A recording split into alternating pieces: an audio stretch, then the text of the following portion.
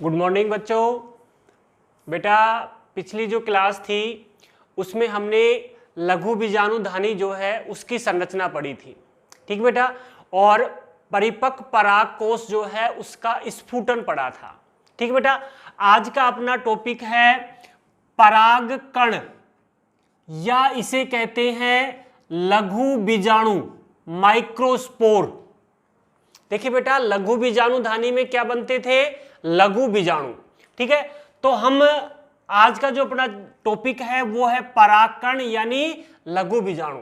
तो एक परागकण या लघु बीजाणु की संरचना कैसी है, किस तरह का होता है लघु बीजाणु, वो हमें पढ़ना है। देखिए बेटा लघु बीजाणु जो होता है ये एक कोशिकीय होता है, एक केंद्रकीय होता है और अगुणित होता है, अगुणित है और गोलाकार संरचना होती है। पराग कण जो होता है ये क्या होता है बेटा? एक कोशिकीय है, एक केंद्रकीय है, अगुणित व गोलाकार संरचना होती है। परागकण जो है, जैसे ये परागकण है, ये देखिए बेटा एक कोशिका, एक ही कोशिका, इसमें एक कोशिकीय है, एक केंद्रकीय है, अगुणित है, क्योंकि लघु बीजाणु का जब निर्माण होता है तो अर्धसूत्री विभाजन होता है। तो अर्धसूत्री विभाजन से जो लघु बीजाणु बनता है वो क्या होता है? अगुणित होता है। और कैसी संरचना है? एक गोलाकार संरचना होती है। तो परागकण एक कोशिकीय हो गया, एक केंद्रकीय हो गया, अगुणित हो गया और क्या है? गोलाकार संरचना होती है। साथ में लघु बीजाणु जो है ये नर युग्म कोदभिद जो है उसकी प्रथम कोशिका होती है, प्रथम कोशिका होती है। ये याद रखना है बेटा, बहुत अच्छा क्वेश्चन है ये 1 नंबर का, कि परागकण यानी लघु बीजाणु जो है ये नर युग्म कोदभिद की क्या होती है? प्रथम कोशिका होती है। इसका मतलब ये हुआ कि परागकण जो है उससे ही नर युग्म कोदभिद का निर्माण होता है। वो अगली क्लास में हम पढ़ाएंगे कि नर युग्म कोदभिद क्या है। तो लघु बीजाणु यानी परागकण क्या है? नर युग्म कोदभिद की प्रथम कोशिका होती है, ठीक है बेटा।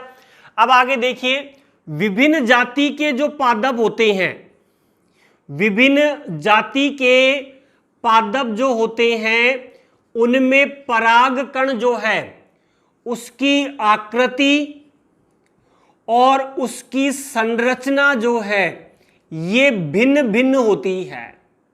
भाई विभिन्न जाति के जो पादप होते हैं उनके परागकण जो है उनकी आकृति और उनकी संरचना भिन्न भिन्न यानी अलग अलग होती है। क्योंकि ये विभिन्न जातियों के होते हैं इसलिए उनकी आकृति और संरचना क्या होती है? अलग अलग होती है। आज हम एक प्रारूपी परागकण जो है उसकी संरचना पढ़ेंगे कि एक प्रारूपी जो परागकण होता है उसकी संरचना में कौन कौन से भाग होते हैं। तो बेटा यहां तक समझ में आया? परागकण क्या है? एक कोशिकीय, एक केंद्रकीय, अगुणित गोलाकार संरचना होती है जो नर युग्म कोदभिद की प्रथम कोशिका होती है। और विभिन्न जातियों में इसकी आकृति और इसकी संरचना भिन्न भिन्न होती है, ठीक है बेटा यहां तक।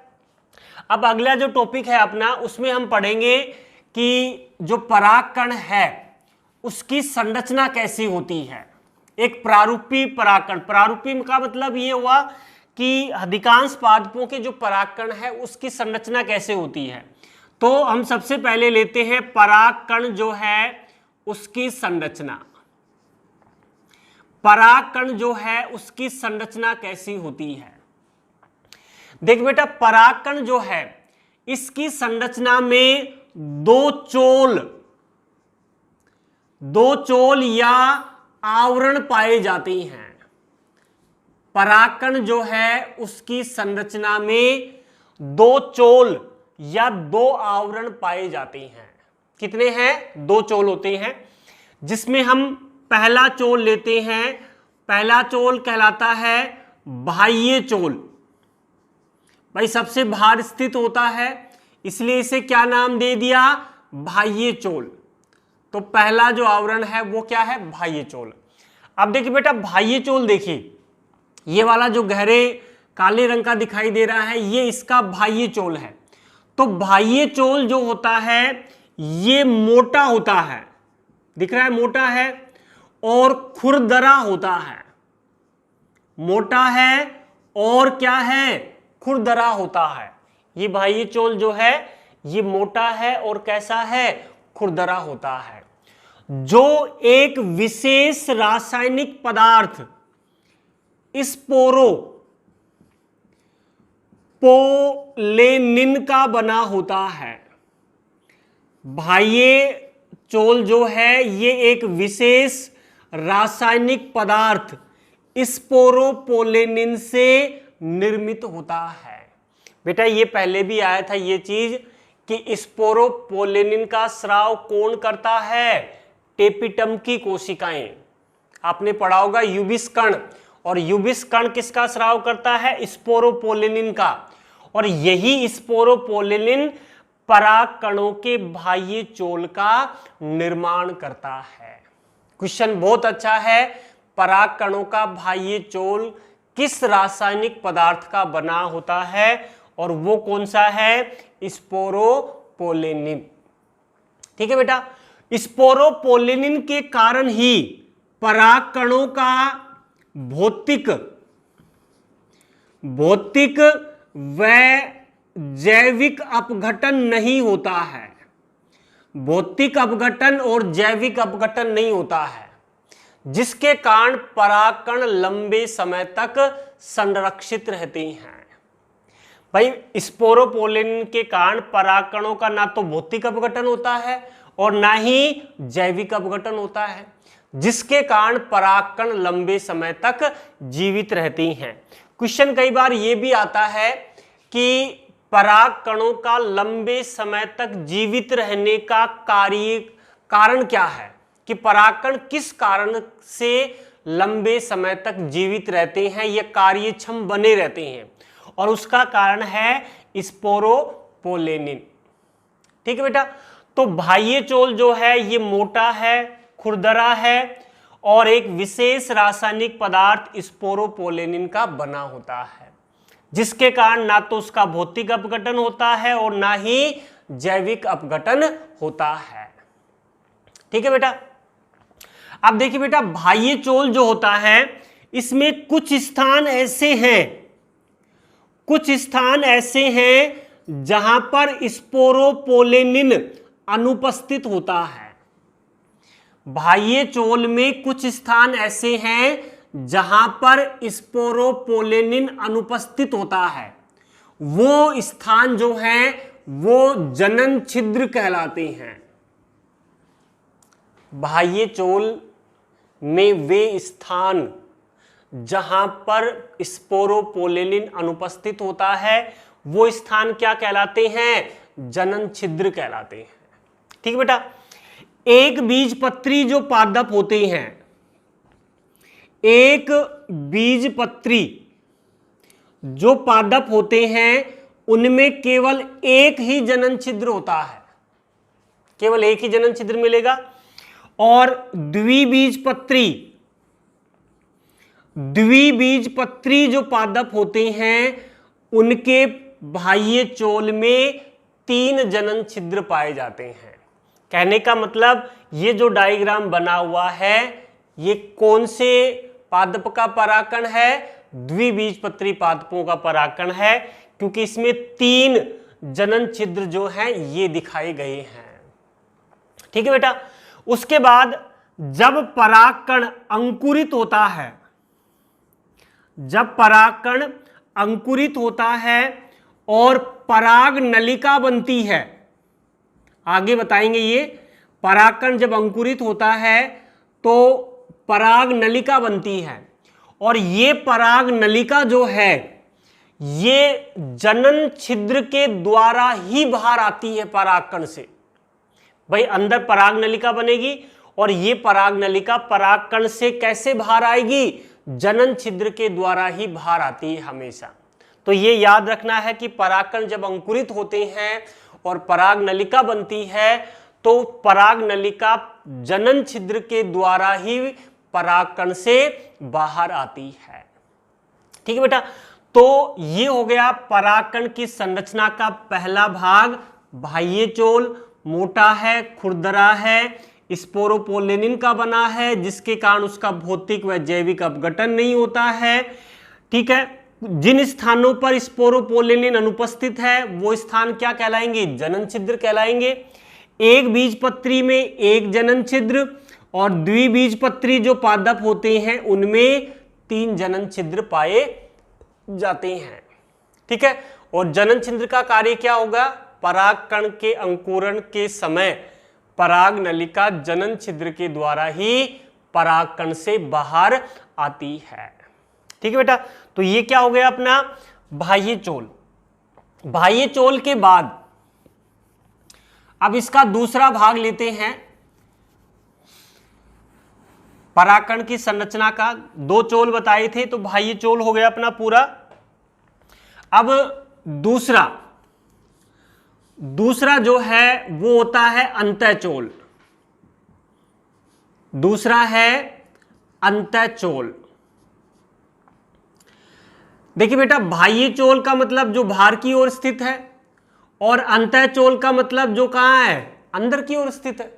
ठीक है, तो अंतःचोल जो होता है ये बाह्य चोल के नीचे स्थित होता है। जो रेड में दिखाया गया है ये क्या है? इसका अंतःचोल है।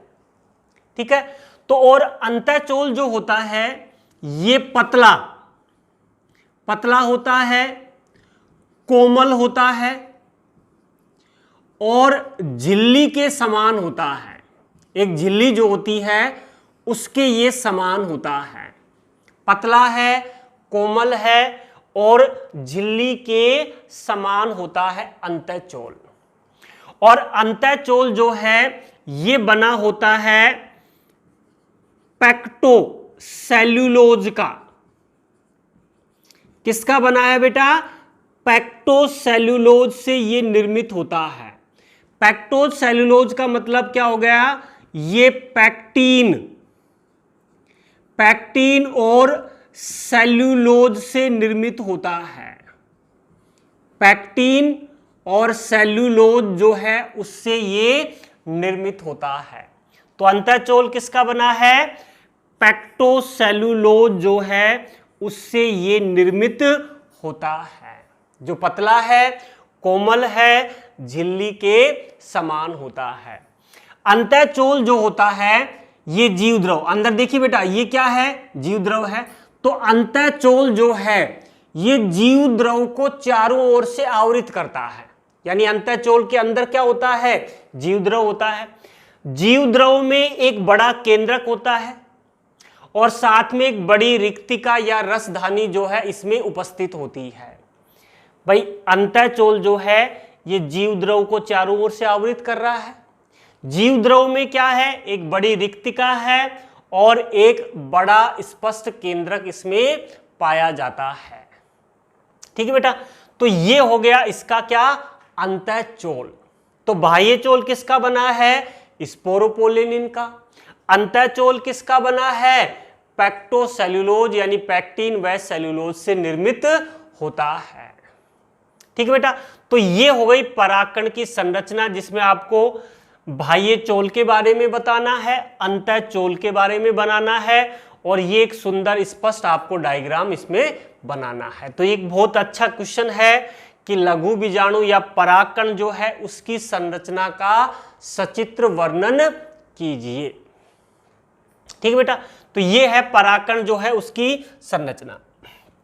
ठीक है बेटा, उसके बाद परागकण की संरचना के बाद हम दो प्रकार के परागकण पढ़ेंगे यहां पर, जो नोट के रूप में पढ़ते हैं हम सामान्यतया, कि भाई सबसे बड़े आकार के परागकण कौन से पादप के हैं और सबसे छोटे आकार के परागकण। तो सबसे पहले लेंगे हम सबसे बड़े आकार के परागकण। सबसे बड़े आकार के परागकण यानी सबसे बड़े आकार के परागकण कौन से पौधे में पाए जाते हैं, तो वो है मिराबिलिस। मिराबिलिस जलापा। मिराबिलिस जलापा नामक जो पादप है, इसके सबसे बड़े परागकण होते हैं जो 200 माइक्रोन मीटर के होते हैं। सबसे बड़े परागकण कौन से पादप के हैं? मिराबिलिस जलापा के। कितने? 200 माइक्रोन मीटर के। ठीक है बेटा। उसके बाद लेते हैं सबसे छोटे आकार के परागकण। सबसे छोटे आकार के परागकण कौन से पौधे में पाए जाते हैं? ठीक है, और वो है मायोसोटिस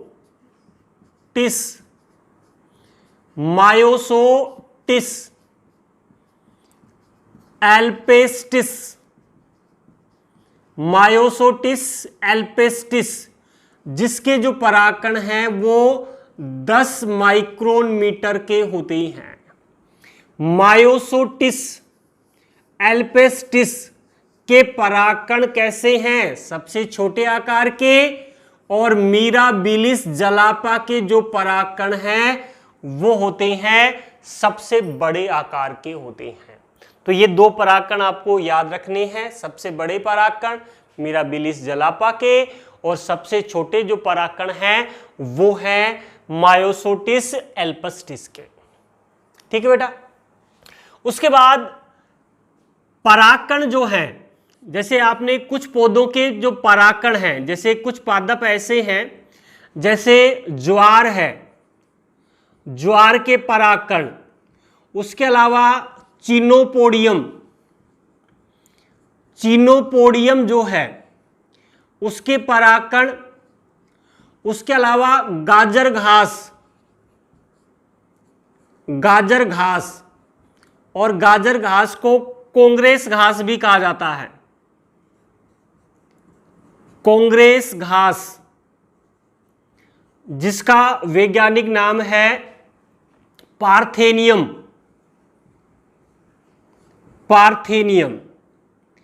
ये पादप हैं ज्वार, चीनोपोडियम, गाजर घास का दूसरा नाम क्या है? कांग्रेस घास भी है, जिसे क्या कहा जाता है? पार्थेनियम। ये पादप ऐसे हैं जिनके परागकण मानव में एलर्जी उत्पन्न करते हैं। इनके परागकण मानव में एलर्जी जो है ये उत्पन्न करते हैं। आपने पढ़ा होगा कांग्रेस घास के बारे में, गाजर घास भी जिसे कहा जाता है पार्थेनियम। ये बहुत जगह उगती भी है, छोटे छोटे सफेद फूल आते हैं, खरपतवार के रूप में होती है, और इसके परागकण सबसे ज्यादा मानव में एलर्जी उत्पन्न करते हैं। और इनकी एलर्जी अगर लंबे समय तक रहती है तो वो एलर्जी दमा में, श्वसनी शोथ जो है या श्वसन संबंधी जो रोग हैं उनमें परिवर्तित हो जाती है। पर अगर एलर्जी लंबे समय तक रहती है तो वो किस में बदल जाती है? दमा, जिसको हम अस्थमा बोलते हैं, या श्वसन संबंधी जो रोग हैं उनमें परिवर्तित हो जाती है। ठीक है। तो ज्वार, चीनोपोडियम, गाजर घास, कांग्रेस घास या पार्थेनियम के परागकण मानव में एलर्जी उत्पन्न करते हैं। ठीक है बेटा, यहां तक। अब अगला टॉपिक लेते हैं। एक छोटा सा टॉपिक है परागाणु विज्ञान।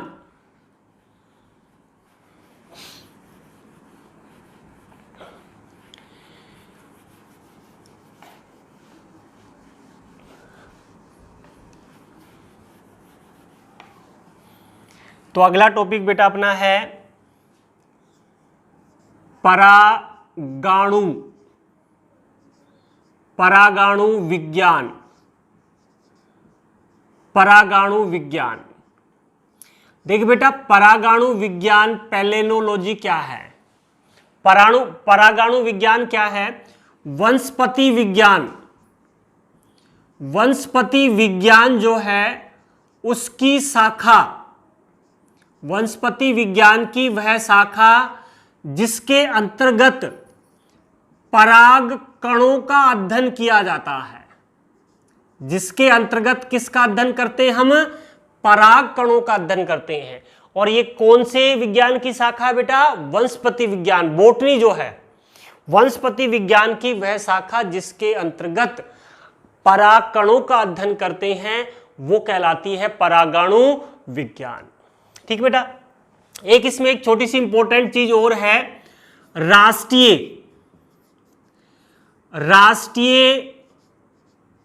वानस्पतिक,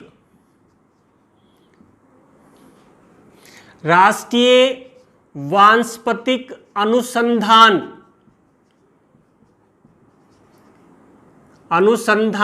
संस्थान। राष्ट्रीय वानस्पतिक अनुसंधान संस्थान, नेशनल बोटेनिकल रिसर्च इंस्टीट्यूट यानी NBRI जो है ये लखनऊ जो है इसमें स्थित है। तो ये एक छोटे एक नंबर का बहुत अच्छा क्वेश्चन है। या तो पूछा जाएगा कि NBRI जो है उसका पूरा नाम क्या है? राष्ट्रीय वानस्पतिक अनुसंधान संस्थान। और ये कहां स्थित है? लखनऊ जो है उसमें ये स्थित है। ठीक है बेटा। तो ये हो गया परागाणु विज्ञान। उसके बाद अगला जो टॉपिक लेते हैं वो है पराग उत्पाद। अगला जो टॉपिक है अपना वो क्या है बेटा? पराग उत्पाद। पराग उत्पाद का मतलब होता है कि पराग कणों से बनने वाले उत्पाद, कि पराग कण जो हैं उनसे भी कुछ उत्पाद बनाए जाते हैं। जिसमें पहला जो उत्पाद है वो है पराग गोलियां। पराग गोलियां, देखिए बेटा पराग गोलियां क्या है कि पराग कण जो होता है इस पराग कण में असंतृप्त वसा पाई जाती है और पोषक तत्व प्रचुर मात्रा में है। पराग कणों में क्या मिलती है? असंतृप्त वसा है और इसमें पोषक पदार्थ प्रचुर मात्रा में होते हैं। अतः पश्चिमी जो देश हैं वो पराग कणों से क्या बनाते हैं? पराग गोलियां बनाते हैं। और इन पराग गोलियों का उपयोग जो है दौड़ने वाले जो घोड़े हैं, जो रेस में जो घोड़े दौड़ते हैं वो, और धावक मतलब एथलीट जो होते हैं उनकी कार्य कुशलता बढ़ाने में इनका उपयोग किया जाता है। दौड़ने वाले घोड़े और धावक जो होते हैं उनकी कार्य कुशलता बढ़ाने में इसका उपयोग किया जाता है। किनका? पराग गोलियों का। क्यों? क्योंकि पराग कण जो होता है इसमें असंतृप्त वसा है और पोषक पदार्थ प्रचुर मात्रा में पाए जाते हैं। तो ये हो गया पहला उत्पाद पराग गोलियां। दूसरा उत्पाद लेते हैं पराग क्रीम। पराग क्रीम, देखिए बेटा पराग कण जो होता है उसमें असंतृप्त वसा पाई जाती है और असंतृप्त वसा जो है ये अल्ट्रावायलेट यानी पराबैंगनी विकिरण जो है उनको अवशोषित कर लेती है। पराबैंगनी विकिरणों का अवशोषण कर लेती है। इसी कारण पराग कणों से पराग क्रीम बनाई जाती है। इमल्सन बनाए जाते हैं, सनस्क्रीन बनाई जाती हैं, अनेक कॉस्मेटिक जो उत्पाद होते हैं, फेस क्रीम होती है, सनस्क्रीन होती है, इमल्सन होता है, ठीक है, वो अनेक जो कॉस्मेटिक उत्पाद हैं वो भी पराग कणों से बनाए जाते हैं। क्यों? क्योंकि इनमें उपस्थित असंतृप्त वसा जो होती है, ये असंतृप्त वसा पराबैंगनी किरणों का अवशोषण कर लेती है। तो ये दो पराग उत्पाद हैं, पराग गोलियां और पराग क्रीम। ठीक है बेटा, अब अगला टॉपिक लेते हैं, वो आता है पराग कणों का जीवन काल। ये लास्ट टॉपिक है जिसमें अपना पराग कण जो है ये पूरा हो जाएगा।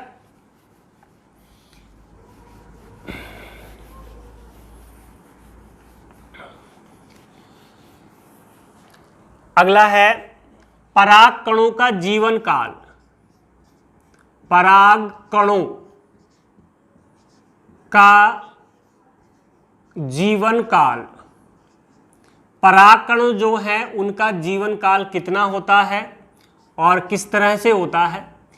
देखिए बेटा, जीवन काल किसे कहेंगे पराग कणों का? वह समय जिसमें पराग कण क्रियाशील अवस्था में रहता है। वह समय जिसमें पराग कण क्रियाशील अवस्था में रहता है, वो समय क्या कहलाता है? पराग कणों का जीवन काल कहलाता है, जिसमें पराग कण क्रियाशील अवस्था में रहता है। ठीक बेटा, पराग कणों का जो जीवन काल है वो विभिन्न पादपों में कुछ मिनट से लेकर कुछ महीनों तक हो सकता है। कुछ मिनट से लेकर ये कुछ महीनों तक हो सकता है। पराग कण का जो जीवन काल है वो कुछ मिनट से लेकर कुछ महीने तक हो सकता है। और इनका जो जीवन काल है वो एक तो तापमान पर निर्भर करता है, ठीक है बेटा, उसके अलावा ये